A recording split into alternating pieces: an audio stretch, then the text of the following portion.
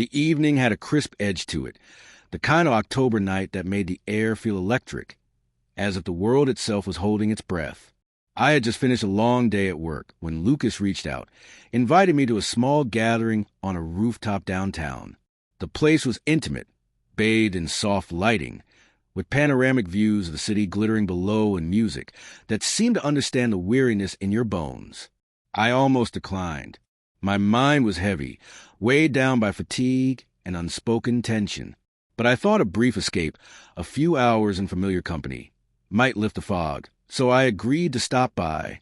That same evening, Alyssa mentioned she had plans as well. Girls' night, she said casually, slipping into a pair of heels by the door.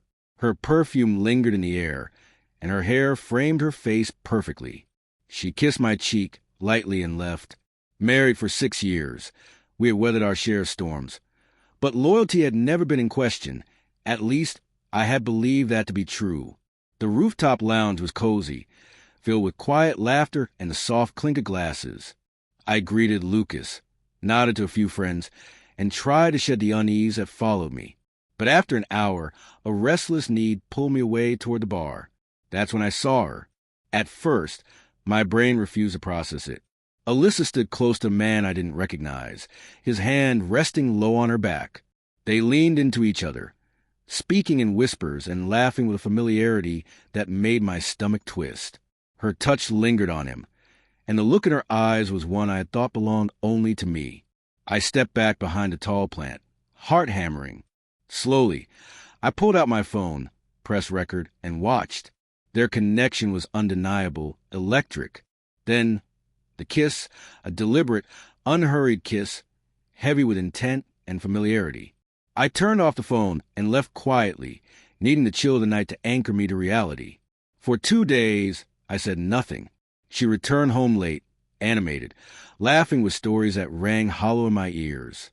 I listened, nodding mechanically, while the video haunted me, looping relentlessly in my mind. That weekend brought a family event. Her father's 65th birthday at a grand hall. Alyssa had been preparing for weeks, arranging flowers, curating playlists, planning every detail. Her excitement was radiant as she guided me through introductions and adjusted my tie, playing the perfect partner. Meanwhile, a precise idea crystallized in my mind. I approached the event technicians, asking if a short clip could be added at the end of the tribute slideshow. They agreed without hesitation. Dinner passed. Speeches were given, and the screen lit up with images of her father's life. Childhood photos, family vacations, warm memories. The room softened, eyes glistening with nostalgia. Then, the tribute ended, and my recording began. A shaky phone video transformed into a clear image. The crowd fell silent as they saw Alyssa laughing intimately with a man, leaning in, then kissing him. Slow and intentional. Shock rippled to the room. Gasps, dropped utensils, stunned faces. Her mother pressed a hand to her mouth.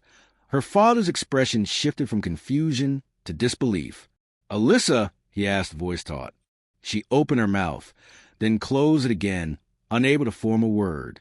I met her gaze calmly, the truth laid bare without a single shout. I turned and walked away.